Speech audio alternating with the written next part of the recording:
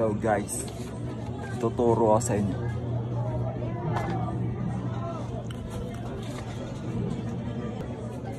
Hello guys, tuturo ako sa inyo. Dapat bumili rin kayo ng ganito. Kailangan nyo yan, so tuturo ko sa inyo.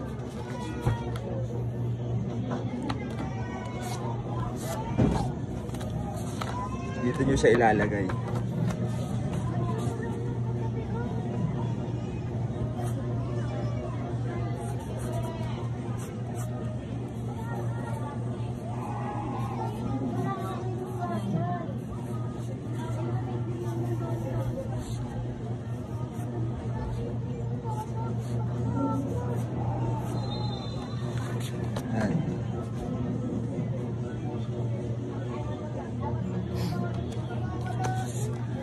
Pag hindi kayo makapaglabas ng galit sa boss nyo, ito lang gawin nyo, sulat nyo lang. Lalo na doon sa mga boss na kupal, didikit nyo lang siya dito.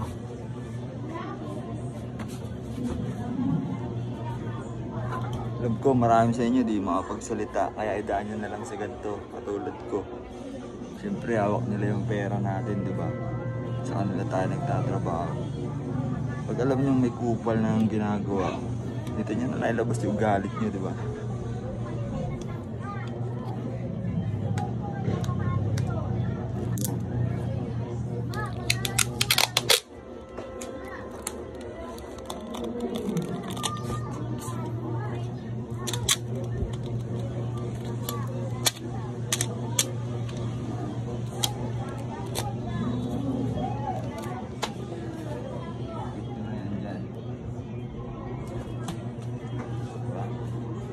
Okay na.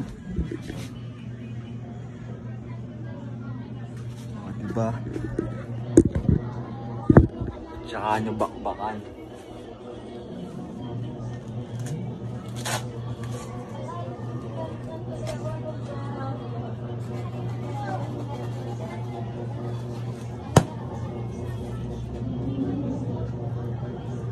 Lalo na yung mga nakakaranas ng ganito, yung galing kang closing, tapos bigla kang opening, tapos wala kang break time, OT ka pa, tapos pag naabutan kang tulog o naiglip, mapagalitan ka pa, di ba? Pwede mainis doon, di ba?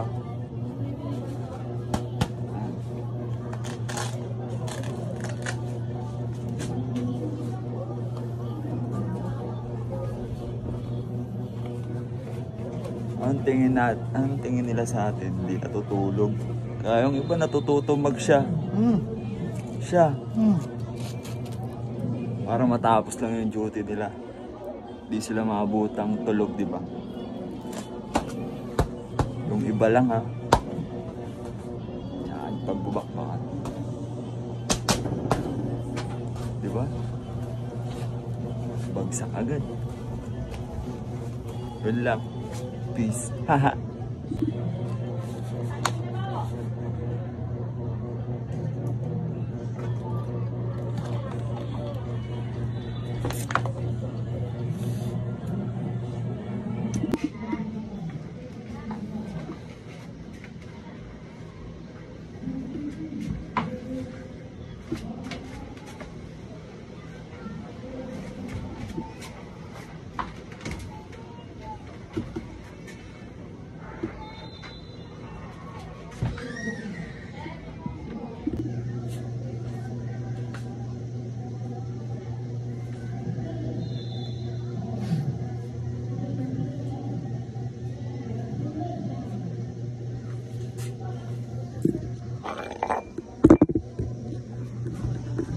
Yo guys, share ko lang.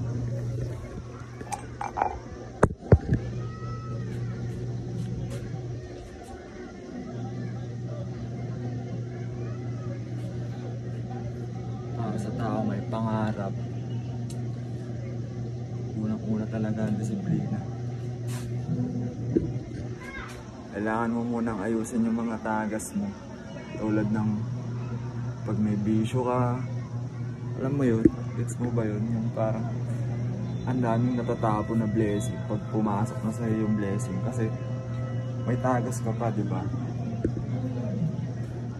sana nakuha mo yun. Unang-una yun eh. Tapos pagka may mga bagay kang hindi naman dapat bilhin, hindi naman napapakinabangan, diba? Nasasayang lang. Kumbaga, unahin mo yung disiplina. Ito yung unang resulta. Hindi pa naman ganun kalaki, pero yung hindi ka pa mapapawaw katulad nung iniisip nating resulta, di ba? Yung pag sinabi nating resulta, parang nasa isip agad natin, malaki yan, di ba? Pero ito, hindi pa ganun, pero napapawaw na ako kasi unang-una, wala na yung bisyo ko.